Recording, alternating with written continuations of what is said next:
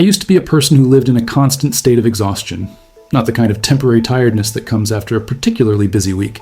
I'm talking about a bone-deep fatigue that had become so normalized in my life that I didn't even recognize it as abnormal anymore. It was just my baseline, my default state of being. Wake up tired, push through the day with caffeine and willpower, collapse into bed, repeat. Sound familiar? What I didn't realize then was that this chronic exhaustion wasn't just affecting my energy levels. It was fundamentally altering my biology, my psychology, and ultimately the trajectory of my life. The constant state of depletion wasn't just making me tired. It was compromising my immune function, disrupting my hormonal balance, impairing my cognitive abilities, and slowly dismantling my physical resilience. Perhaps most concerning, it had convinced me that this depleted state was simply my normal, that anything more was unrealistic or unattainable. This is the story of how I discovered that exhaustion isn't an inevitable part of modern life, but rather a signal that we're operating our bodies against their fundamental biological design. It's about how I systematically identified and dismantled the rules I had unconsciously been following, rules that guaranteed depletion, and replaced them with new principles aligned with how human biology actually works. This isn't a story about finding more hours in the day or managing time better. It's about recognizing that energy, not time, is the fundamental currency of life, and learning how to stop squandering it. My journey away from exhaustion began not with an epiphany, but with a collapse. After 15 years of pushing my body to its limits, through demanding careers, graduate school, starting a business, and raising a family, my system finally surrendered.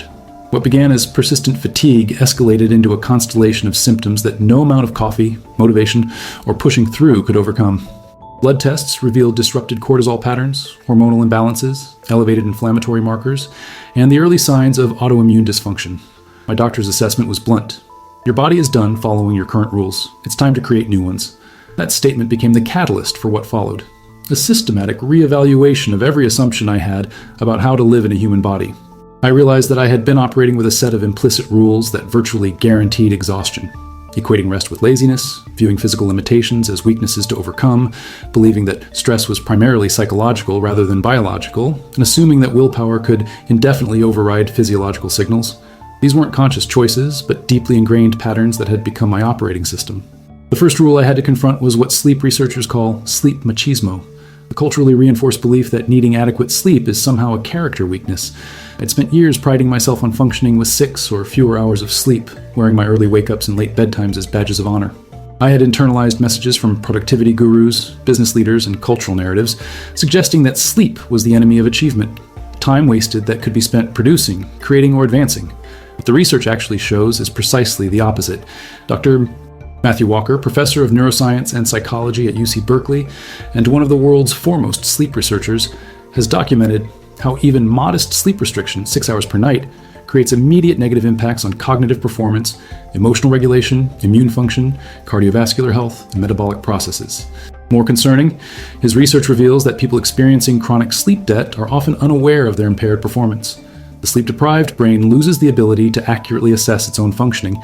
The new rule I established was non-negotiable. Prioritize sleep as the foundation of all performance, not its enemy. I committed to an 8-hour sleep opportunity every night, creating what chronobiologists call sleep consistency, going to bed and waking at approximately the same times each day, including weekends. This wasn't about sleeping more for its own sake, but about aligning with one of the most fundamental rhythms in human biology, the circadian system that influences nearly every physiological process in our bodies. The results of this first rule change were both rapid and profound. Within 2 weeks, my cognitive processing speed, which I measured through specific performance tests, improved by approximately 28%. My working memory capacity, which had become noticeably compromised during my exhausted period, showed similar improvements. Perhaps most significantly, my emotional resilience, the ability to respond appropriately to stressors rather than being immediately overwhelmed by them, began to rebuild. The second rule I had to dismantle was what exercise physiologists call the more is better fallacy. I had approached physical activity with the unconscious belief that exercise was fundamentally about output. The more intense, the more frequent, the better. If moderate exercise was good, extreme exercise must be better. This mindset had led me to push through fatigue, ignore recovery signals, and maintain punishing workout schedules, even when my body was clearly signaling for rest.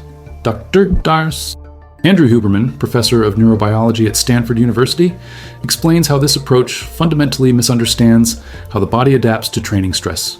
His research demonstrates that the benefits of exercise, whether for cardiovascular health, muscular development, metabolic conditioning, or cognitive enhancement, don't come from the workout itself. but from the recovery period that follows. When recovery is insufficient, the body enters what sports scientists call a non-functional overreaching state, where performance plateaus or declines despite continued effort. The new rule I established flipped the paradigm entirely. Exercise as a form of communication with my body, not domination over it.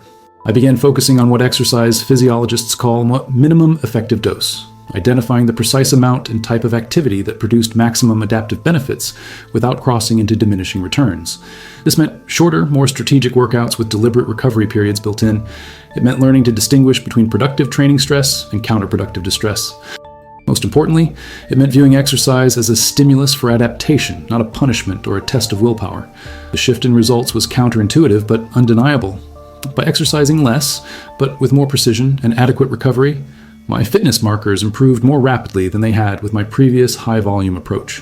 My resting heart rate, a key indicator of cardiovascular health, decreased from 72 to 58 beats per minute within 2 months.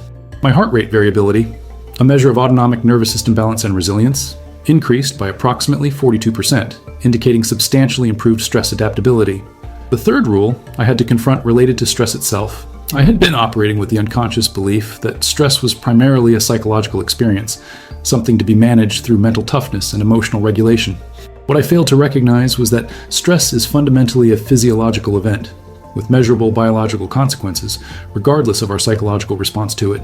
Dr. Robert Sapolsky, professor of biology and neurology at Stanford University, and one of the world's leading stress researchers, has documented how chronic stress hormones affect virtually every system in the body. His research reveals how persistent elevation of stress hormones like cortisol disrupts immune function, impairs cognitive abilities, dysregulates blood sugar, promotes visceral fat deposition, accelerates cellular aging, and creates conditions favorable for inflammatory processes. Most concerning is how these effects accumulate gradually, often below the threshold of conscious awareness, until they manifest as measurable dysfunction. The new rule I established acknowledged this biological reality. Treat stress as a physiological condition requiring physiological interventions. Rather than trying to think my way out of stress responses or rely solely on psychological techniques, I began implementing specific physiological protocols designed to directly address the biological dimensions of the stress response. The most effective of these interventions involved deliberate breathing practices, particularly what pulmonary physiologists call respiratory sinus arrhythmia breathing, or more commonly, resonance frequency breathing. This approach uses specific breathing patterns, typically about 5 to 6 breaths per minute with extended exhalations, that research from the HeartMath Institute has shown directly stimulates the vagus nerve, activating the parasympathetic, rest and digest branch of the autonomic nervous system, and reducing circulating stress hormones. I incorporated this practice for just 10 minutes, twice daily, upon waking and in the mid-afternoon, when cortisol levels typically experience a secondary spike. The results were measurable. My salivary cortisol measurements, which had shown a flattened pattern characteristic of chronic stress, began normalizing within 3 weeks.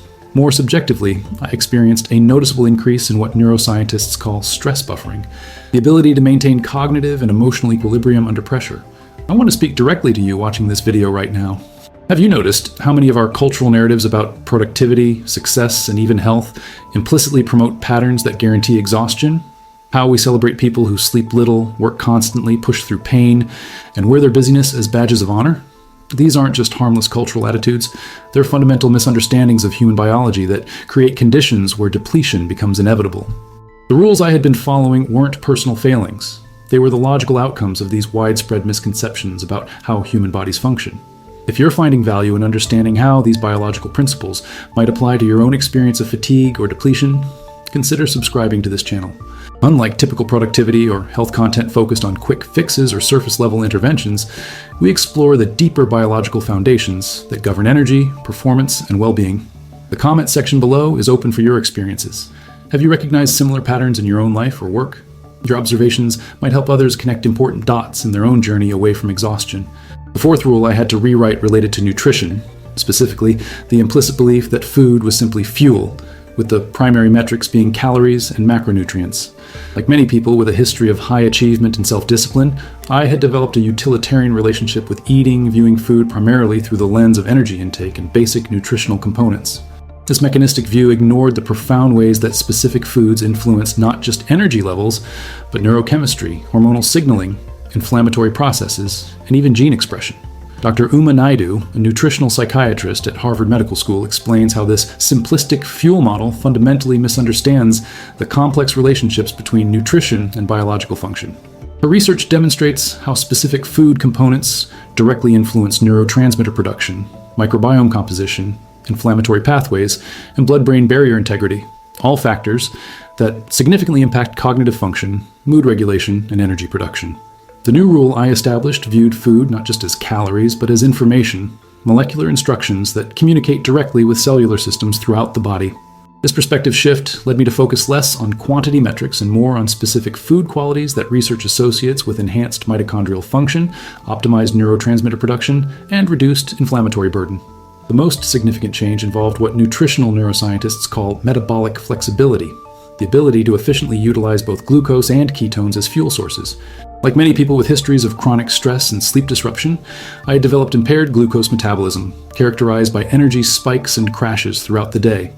By implementing strategic carbohydrate timing, moderate protein intake, and specific fat sources, particularly medium-chain triglycerides, I was able to enhance metabolic flexibility and dramatically stabilize energy levels throughout the day. The outcomes of this nutritional shift extended far beyond simple energy regulation. Within approximately 6 weeks, my fasting glucose decreased from 97 milliliters DL to 82 DL, indicating substantially improved insulin sensitivity. Inflammatory markers like high-sensitivity C-reactive protein dropped from borderline elevated to optimal ranges. Perhaps most notably, the mid-afternoon energy crashes that had become a fixture in my daily experience virtually disappeared, replaced by consistent cognitive and physical capacity throughout the day.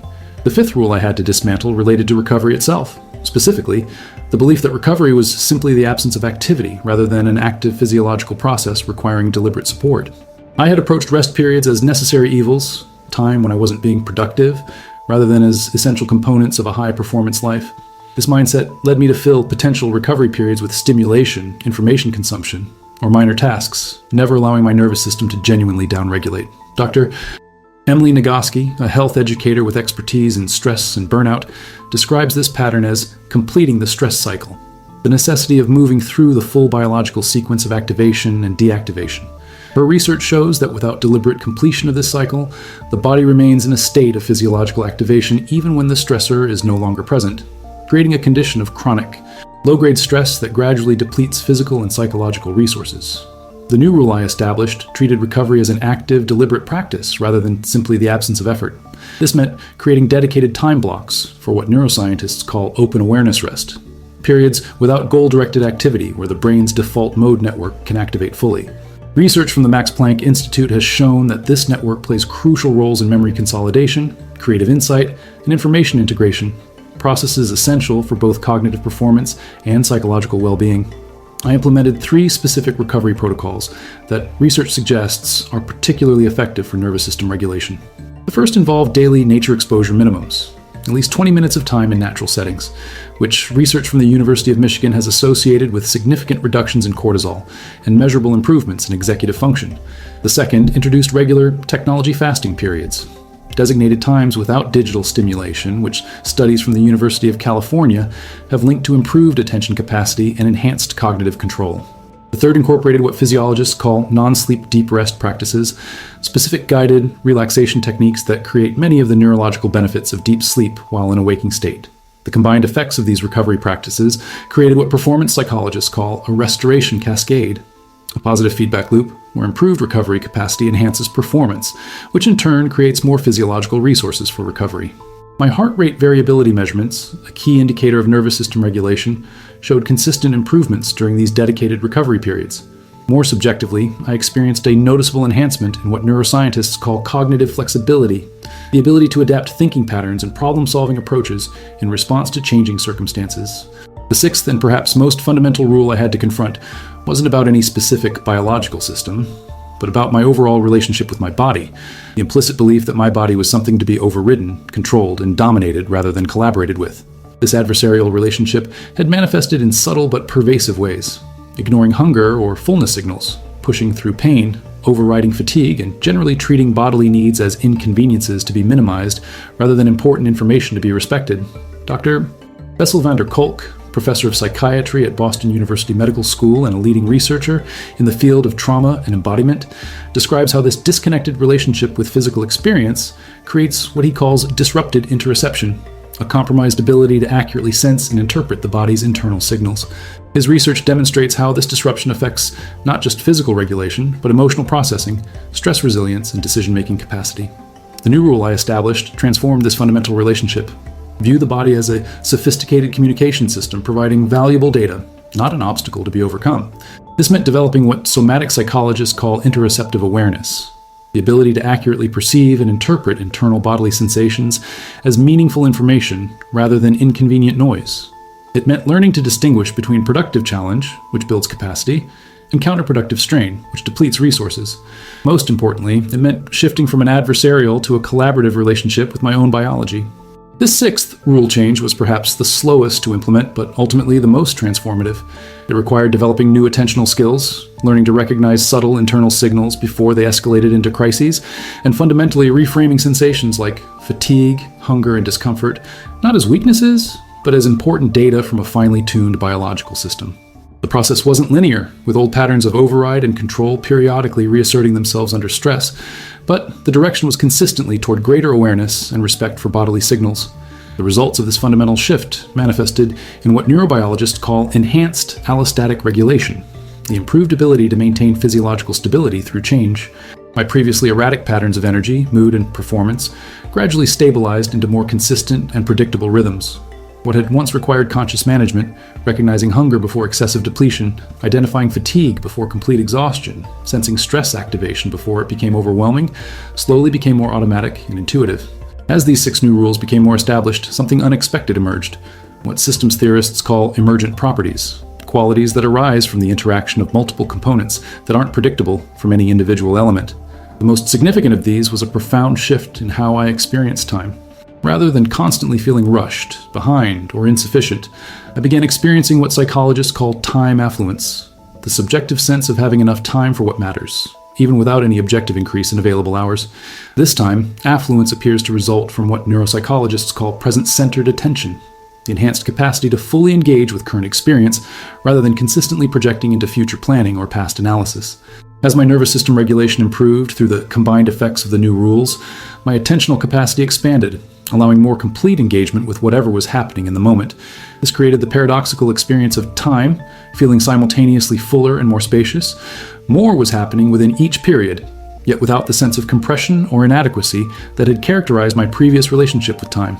Another emergent property was what resilience researchers call stress-related growth, the enhanced capacity to not merely withstand challenges, but to actually develop new capabilities through difficult experiences.